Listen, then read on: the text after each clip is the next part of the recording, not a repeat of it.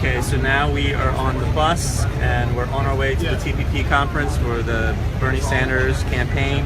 And I wanted to follow up with some questions. So the TPP, remind me of your name, please. Fran. Fran. And you're with the CWA? Yes. Which is the Communication Workers of America. Right. So you are in particularly interested in the TPP. Yes. So can you tell us more about that? Yeah, it's a terrible trade deal that favors corporations, favors a lot of other countries. There's terrible provisions in it that allow for corporations that are not making profits to be able to get money from our country. It doesn't have worker protections in it. Too many of our jobs have been shipped overseas, and we really need to stop the bleeding in this country. We need jobs. We need good paying jobs. And is there more than just the trade deal horribleness? The TPP is more than just trade deal. Like, do you have any reservations beyond just the trade deal part of it? I mean, the trade deal is, it's NAFTA on steroids. It's horrible. It's going to destroy jobs and our rights and all that. But the TPP is, to what concerns me about the TPP, is the stuff beyond the traditional trade deal stuff. So give me an example, because are you talking about exploiting people, or what are we talking? I'm not exactly sure what you're referring to. Okay, yeah. So your concerns are the trade deal part. Yeah, but you know what? I don't think I know enough about the rest of it to be able to speak about it, or I would. Okay, so I'll tell you what I understand, which is so. All right, so the TPP is not just bad trade deal, but it also gets rid of our sovereignty as a nation, right? Because it creates a nation state.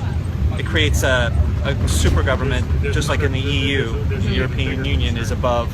That government is a super government above all the nation states in the EU. So the TPP creates a nation state, whatever it's called, a super government above all the 14 Trans-Pacific Partnership countries, which means that our Supreme Court, our executive branch, and our legislative branch can't touch it. We can't sue that sort of thing if there's... Supreme Court can't say we can overrule this law, because it's not a law of the land, it's a law of the super government, right, which is above all of us. That's horrible. That's horrible. That's number one. That's very scary. And so this trade deal will be part of a super government law, not our law, which means it's extraordinarily difficult to eliminate. That's right, and or make any changes if we find out that, as we go on, if there's provisions in there that really adversely affect our country, our companies within our country, workers, then, if we have nowhere to appeal that and we're stuck with it, that makes it even worse. That does make it even worse. And the EU, you don't just end something like the EU. No. It doesn't just end. No, we just saw what happened in Britain. Brexit. Yeah, Brexit. Right. That's what happens. The turmoil of it's not just let's pass a law and get out of this trade deal. It's a lot more turmoil than that. Yeah. And so, given that it is part of a super government, it is also another rule in it is going to be the extension of copyright law to such an extent that tongue-in-cheek, memes and stuff on Facebook are now going to become copyright violations, and the penalties for copyright violations, are going to be so extreme that it's literally the language of the law is the device on which the violation occurs can be confiscated and destroyed. That ISPs are given immunity, and ISPs are internet service providers like Verizon and Comcast are given immunity and compelled to share their users' information. So they have immunity for doing so, and they're required to do so. And that's outrageous. And content providers like YouTube are going to be required to take content offline, I forget what you call it, pull it off, just on an accusation. So this basically means that the freedom of speech on the internet is now going to be diminished and part of a super government law. It's not part of our law. So that's what scares me about the Trans-Pacific Partnership. For certain, that absolutely concerns me too. That absolutely concerns me too. we should always be able to protect our free speech. We need to be able to speak out about corporations that are hurting workers, are adversely affecting our environment. There's just so many things that can go wrong with us not being able to criticize them or to be able to bring issues up for people to find out about. I think the whole idea is a bad idea. I think that we're giving up a lot by entering this trade deal. It's going to be very scary for us going forward. Right, and the trade deal is horrendous, and it's not part of the law of the land. It's above the law of the land, and corporations can sue for potential future profit, which means that all of our laws, all of them, environmental, safety, union, workers' rights, will now all be subject to this potential future profit violation. So they can just say, oh no, you're violating our potential future profits. Or what does that mean? I mean, that's so arbitrary. Yeah, that is arbitrary. And it goes to these super government courts, not to our courts. And who's going to be running those courts? Do we even know? We don't even know. Corporations, pretty much. Corporations who benefit from all of these trade deals. I mean, and now they can just threaten you. Now they can just say, well, we're going to take you to court, meaning the super government court, and just that threat is enough to stop laws. So it's so I'm sort of at a complete loss here because there's so many rights that it takes away from everyday citizens to be able to speak out when they're upset about something having to do with, like for instance, CWA, we just went on strike against Verizon. We had a 6-week strike against Verizon. The CEO from Verizon was making millions and millions of dollars. Their profit margin every quarter was about $1.5 billion, and they were trying, $1.5 billion a quarter, and they wanted to ship more of our jobs overseas. The strike for us wasn't about pay; it was about job protection, and instead, after a 6-week strike, we were successful in stopping them from outsourcing jobs and actually got about 1,500 jobs back through the strike.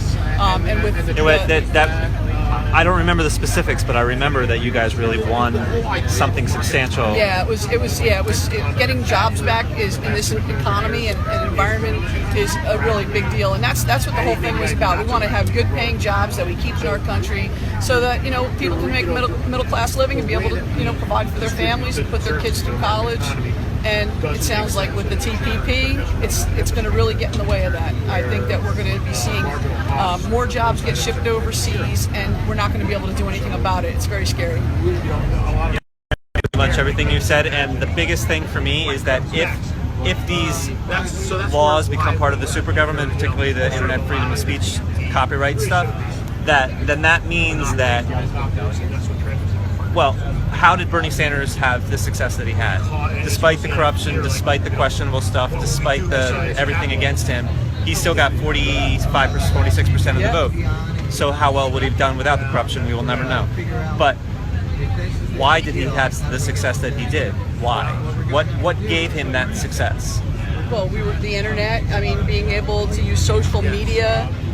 We were able to spread the message, and Bernie was able to spread the message very much through social media, getting donations from regular people through Facebook and different, social media. It was a big tool for us, and I think that anything that gets in the way of that, we're going to fight because we want to keep this revolution going. Just getting Bernie on the ballot wasn't where this was supposed to end. This was always about pushing, major issues that we need change, like TPP, like anti-fracking and things like that. And, it sounds like what they're really trying to do is control, future elections and, who are going to be the candidates and keep them all corporate so it benefits them. Yep. So so Bernie, you just said yourself that Bernie Sanders had success mostly because of the internet. Yeah. And the TPP takes away freedom of speech on the internet, which means that candidates like Bernie Sanders in the future would never have a shot. Never have a shot. They wouldn't even know. I mean, they barely knew who Bernie Sanders was this time, and he had the internet. And this Citizens Media TV, the Young Turks, all of these things wouldn't be able to do it. They just wouldn't be able to do it. They would be breaking the law. Right. And the law is not even the law of the land. I think this is the biggest fight that we have right now. I mean, all of the other things that are on the platform are good, but it really concerns me that this issue is being, still having to be fought to get it off our platform. I think this goes a long way towards why a lot of Bernie delegates, have been against supporting Hillary Clinton. We all want to come out of this convention unified. We all know we have to defeat Donald Trump, but they really need to address this issue. This is an issue that a lot of Americans may not understand. There's things about it that I just learned that are even more concerning to me than 10 minutes ago.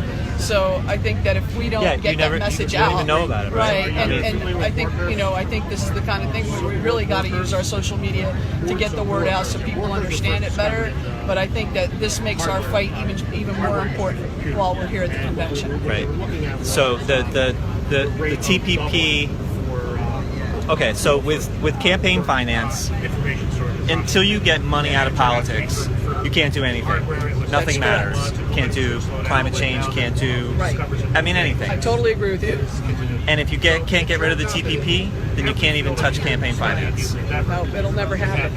I mean, one of the things that we've been, very much opposed to is Citizens United and trying to get Citizens United overturned. And if TPP is going to make it where it won't even matter, regular folks will never get a real say in the political process. Everything is really being controlled by corporations and big money. We can't compete with that. They have unlimited money to get their message out, and we're going to continue to see a decline in the economy. We're going to continue to see a decline in people's wages and standard of living. It's going to get harder for people to be able to put their kids through college because it undermines our whole job structure in our country. Everything's becoming a service economy now. The jobs that they're creating are all things that are minimum wage. It's one of the reasons why we're fighting so much to get a $15 minimum wage. These people can't live on $8, $9 an hour. You just can't nowhere. Right. So we've got quite a fight on our hands the next couple of days, I guess. Right. Well, I want to see if I think there are some questions from here, so I'm going to see if there's. Thank you, Shelby. We are going to the Sanders campaign. The question is, you guys are meeting with Bernie now. The Sanders campaign is holding sessions. One we're going to right now for the Trans-Pacific Partnership. There's another one, I don't recall. There's one with racial justice. Oh, they changed that to tomorrow. Okay. There was one earlier today with medical. I forget it was. Medicare for all. Medicare for all. Medicare for all was earlier this morning, and then we're meeting. All the delegation is meeting with Bernie Sanders at 12:30, and then we're heading over to the Wells Fargo Center to be there by the gavel time. So I actually want to make it clear, the convention center is the name of the building in Philly. It is not where the convention is being held. There's some stuff happening there, but the actual convention itself is at the Wells Fargo Center. So any other questions? So, all right. Good morning, Jody. And hey, Mark. So, all right. Thanks, guys. We'll catch up with you later. And thank you. Your name again? Fran Errett. Fran? Fran. All right. Well, thank you very much, Fran, for all your insights. And we'll see you later. All right. Bye. Bye. That's another.